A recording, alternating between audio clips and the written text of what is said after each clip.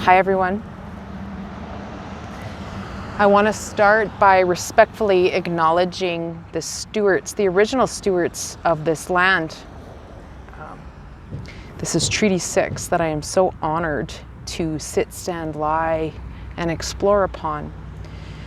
Treaty 6 territory that is now known as Edmonton. And the original stewards of this land are diverse First Peoples who poured themselves over this land for thousands of years before me and my ancestors ever arrived. And I want to pay honor and respect to the peoples of this land and the ancestors of the peoples of this land. Thank you.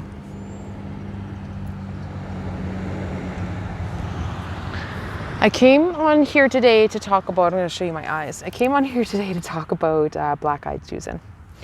Black-Eyed Susan is a flower essence which comes from the Flower Essence Society's beautiful range of essences. And they harvest the flowers and their medicines in Nevada City in California. And Black-Eyed Susan is such a beautiful flower to blend in with other flowers in combination. Of course, it can also be used on its own.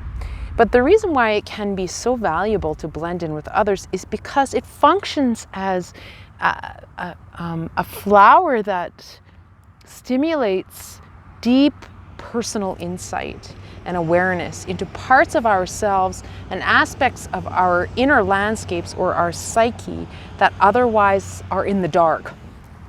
So a cool analogy I thought of was Batman. You know how when they call Batman, and notice that Gotham City is always really dark when the bat signal gets shined across the city. So that serves as a really cool analogy for the function of Black-Eyed Susan in flower essences therapy. Black-Eyed Susan is like that huge spotlight or an inner flashlight.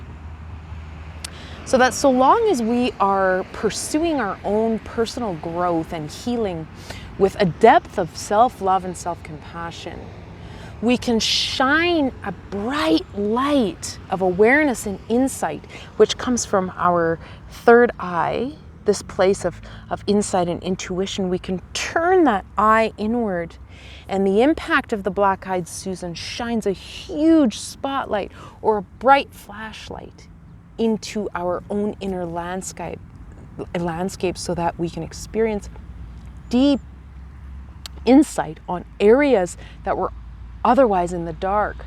You know, when you go into a dark room and you shine a big spotlight or a really bright flashlight into the room, say you haven't turned the lights on in there ever, let's say. Of course, what's going to happen is it's going to be revealed to you certain things that are in the room, or the shape or size of the room, or the textures of the walls, or whatever. The qualities of the room are going to come into your vision when you shine a light there.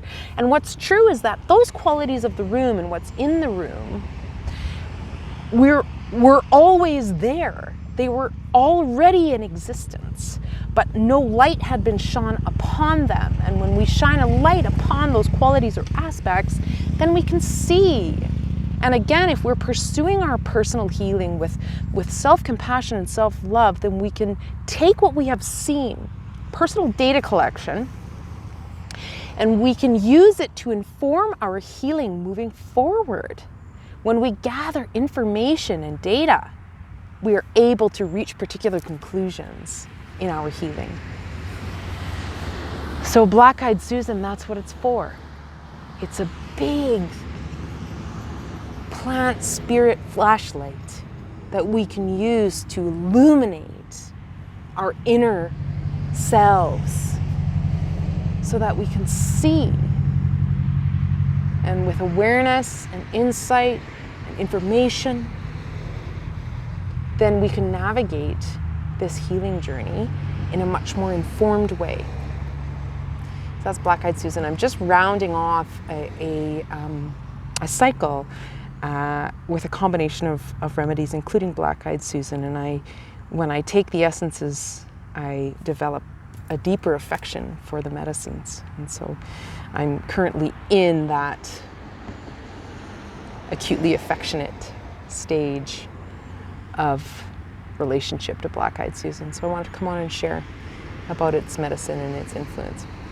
So thanks for listening.